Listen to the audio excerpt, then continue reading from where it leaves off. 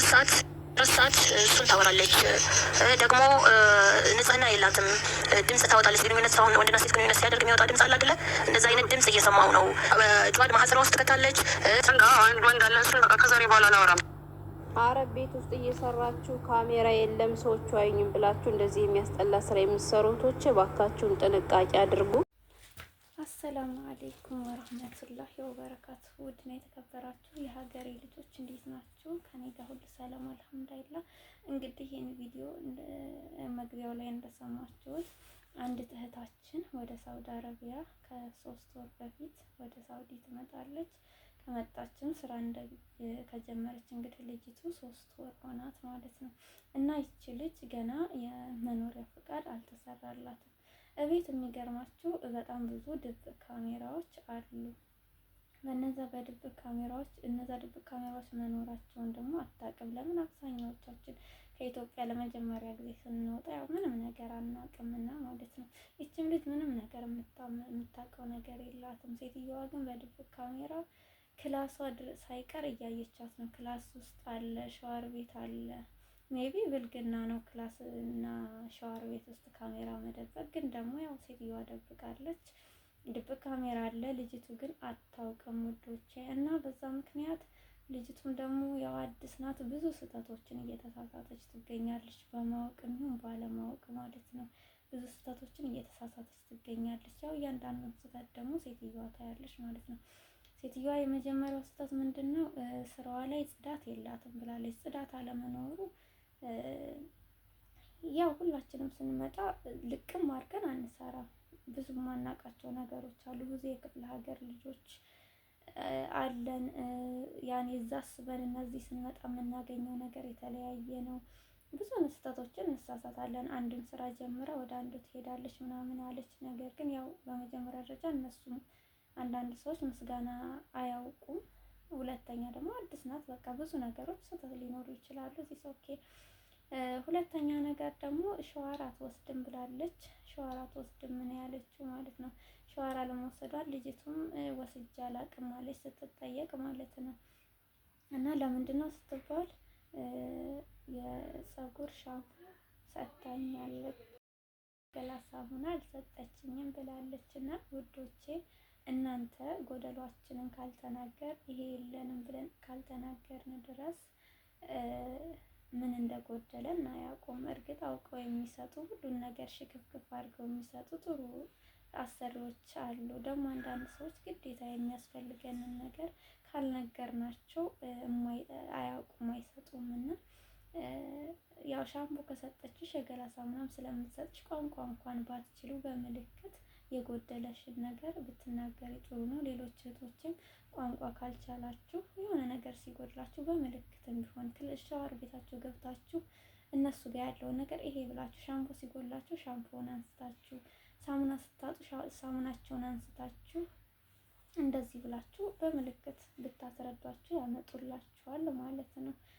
ሁለተኛ ነገር ባይኖራችሁ እንኳን ባለው ነገር ታጥቤ አላቅም ከማለት ይልቅ እዚህ ሙቀት ነው፣ በጣም አስቸጋሪ ነው። ምግብ እንሰራለን፣ ጽዳት እንሰራለን እና የሁሉም እንትኑ ደግሞ እንትን ስለሚል በጣም ነው የሚያስጠላው። ስለዚህ ሙቀት ነው፣ በየቀኑ መታጠብ ያስፈልጋል። ባለው ነገር በሻምፖም ይሁን በውሃም ይሁን መታጠብ ይሻላል እንጂ ሳሙና የለኝም ብሎ መግማማት አስፈላጊ አይደለም። የራሳችንን ንጽህና ስንጠብቅ ነው እኛ ንጹህ ሆነን ስናጸዳላቸው ነው እነሱም ደስ የሚላቸው። እኛ ንጹህ ሆነን ምግብ ስንሰራላቸው ነው እንጂ ደስ የሚላቸው ራሳችን ተዝረክርከን የእነሱን ብናጸዳ እንኳን ያን ያክል ደስ አይላቸውም ማለት ነው። እነዚህ ደግሞ ሙቀት ስለሆነ ግዴታ መታጠብ ያስፈልገናል።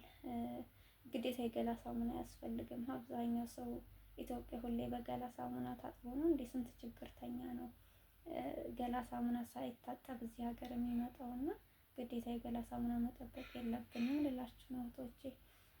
ሶስተኛ ነገር ሴትዮዋ የተናገረችው ምንድነው ደግሞ በጣም ረጅም ሰዓት ቪዲዮ ኮል ወንድ ጋር በጣም ረጅም ሰዓት ወንድ ጋር ታወራለች። ክላሷ ስትገባ ደግሞ ወንድ ጋር በቪዲዮ ኮል ለምታወራው እሷ ደግሞ ባለትዳር አይደለሁም ብላኛለች።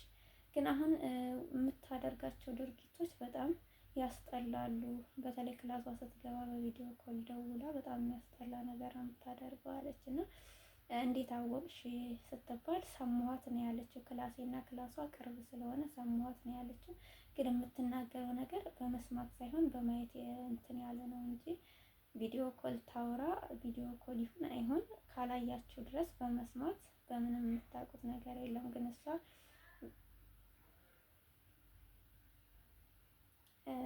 ብዙ የብልግና ድርጊቶችን ከወንድ ጋር ታደርጋለች፣ እንደ በቪዲዮ ኮል ታደርጋለች ነው ያለችው። እና እሱን ደግሞ በማየት እንጂ በመስማት የሚወሰን ነገር አይደለም።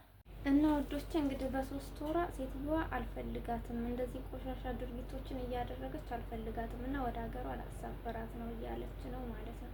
አስባችሁታል? ከኢትዮጵያ ብዙ መስዋዕትነት ተከፍሎ መጥታ ቤተሰብ ራሷን ቀይራኛንም ትቀይረናለች ብሎ ልኮ እዚህ ጋር ለራሷም ሳትሆን ሀገሯንም አስወቅሳ ዝቅ የሚያደርግ ነገር አድርጋ ለቤተሰቦቿም ሳትሆን ስትመለስ በጣም ነው የሚያስጠላው። ገና እንግዲህ በ3 ወር የመጣችበትን እንኳ ሳትከፍል፣ ድሮ በእኛ ጊዜ ስንመጣ በአንድ በሬ ዋጋ ነበር የምንመጣው። ዛሬ ላይ መሬት ተሽጦ ተበድሮ ነው የሚመጡት እና ገና በዚህ በ3 ወር ደግሞ እንደዚህ ሆነ ወደ ሀገር መመለስ ማለት ለእሷም ለቤተሰቦቿም በጣም ነው የሚያስጠላው። እና ስትመጡ የመጣችሁበትን አላማችሁን አትርሱ። ብዙ ጀግና እህቶች አሉ፣ ራሳቸውን ቤተሰቦቻቸውን ቀይረው ሀገራቸውን የሚጠቅሙ በጣም ጀግና እህቶች አሉ። ቤተሰቦቻቸውን ቀይረው ራሳቸውን ቀይረው ቤተክርስቲያን የሚያሰሩ መስጂድ የሚያሰሩ ብዙ የተራቡ የሚያበሉ የአረብ ሀገር ሴቶች አሉ። ወላሂ ደግሞ በዛው ልክ እንደዚህ ሀገራቸውንም ዝቅ የሚያስደርጉ እነዚህ ኢትዮጵያኖች የሚባሉ ብዙ ሰዎች አሉ። ስለዚህ ደግሞ ራሳችሁን ዝቅ አድርጋችሁ ሰውንም ዝቅ አታስደርጉ፣ አብራችሁ አታስጨፍልቁ። ክብር የሚባል ነገር አለ። ሴት ልጅ ናችሁ ደግሞ ራሳችሁን ዝቅ የሚያደርግ ነገር አታድርጉ። በጣም ብዙ በራቁት ቪዲዮ እየለቀቁ እኮ በጣም ብዙ ቪዲዮ ተይዞባቸው የሚሰቃዩ ያሉ አይደል? እናንተም መታችሁ ገና በ3 ወራችሁ እንደዚህ አይነት ጉዳይ ውስጥ መግባት የለባችሁም። ብዙ መስዋዕትነት ነገ ይሄ ልጅ ምን እንደሚያደርጋት በምን ይታወቃል? እዚህ ጋር መታየቱ ከዚህ ወደ ሀገር መሸኘቷ ብቻ እኮ አይደለም፣ ሌላ ጣጣም ሊኖረው ይችላል። ስለዚህ ራሳችሁን ጠብቁ። የመጣችሁበትን አላማችሁን አሳክታችሁ ነው መመለስ ያለባችሁ እንጂ ምን ነው ባልተሰደድኩ ምን ነው በቀረብኝ ምናምን ማለት ሳይሆን ያለባችሁ። እንኳን መሰደዴን ወደድኩት የሚሉ እኮ ብዙ ጀግና እህቶች አሉ። ለምንድን መሰደዴን ወደድኩት የሚያስብለው ስለደላችሁ አይደለም፣ ስለተመቻቸው እኮ አይደለም፣ ጭቅጭቅ ሳይኖር ቀርቶ አይደለም፣ ግን ሁሉን ነገር ናፍቆት ሳይኖር ቀርቶ አይደለም። ወይም እዚህ ከመቀመጥ ደግሞ ሌላ ትዳር ይዞ መኖር ሳያስፈልጋቸው ቀርቶ አይደለም። ነገር ግን አላማ ሁሉም ጊዜ አለው። ሁሉም ደረጃ በደረጃ ነው። ህይወት በደረጃ ነው እንጂ ዝም ብሎ በአንድ ላይ እንትን አይባልም። ስለዚህ ሁሉን ነገር የሚያስፈልጋቸውን ነገር ዋጥ አድርገው ቻል አድርገው መስዋዕትነት የሚከፈልበት ላይ ከፍለው መቅደም ያለበትን ነገር አስቀድመው አላማቸውን አሳክተው የሚገቡ እህቶች እንዳሉ ሁሉ እንደዚህ እየተዝረከረካችሁ ሀገራችሁንም ራሳችሁንም አታሰድቡ፣ ቤተሰቦቻችሁንም አታስንቁ። አሁን ቤተሰቦቻችሁ ቢሰሙ እንደዚህ ያለ የምትሰሩ ሰዎች ለምሳሌ አሁን እቺ ልጅ ቤተሰቦቿ ሲሰሙ መቼም ኩራት አይደለም የሚሰማቸው እፍረት እንጂ። ስለዚህ ፕሊስ ሴቶች ተጠንቀቁ። ውድ ሀገሬ ልጆች ራሳችሁን ሁሌም ቢሆን ጠብቁ። አላማ ይኖራችሁ። የወጣችሁበትን አላማ የግዴታ ማወቅ አለባችሁ። ራሳችሁን ሴትነታችሁን አታርክሱ። ሲቀጥል ደግሞ ካሜራ ስላለ ብቻ ሳይሆን ሃይማኖት አላችሁ። በእያንዳንዱ ሃይማኖት የማይፈቀድ ይሄ የትም አይፈቀድም። ማንኛውም ሃይማኖት ቢሆን እንደዚህ ያለ ብልግና ነገር አይፈቅድም። ምንም አይነት ሃይማኖት ተከታሉ፣ ሙስሊምም ሆኖ ኦርቶዶክስም ሆኖ ፕሮቴስታንትም ሆኖ እንደዚህ ቆሻሻ ነገር ስለማይፈቀድ እንደ ባህልም እንደ ሃይማኖትም ራሳችሁን ጠብቁ እላለሁ። አመሰግናለሁ።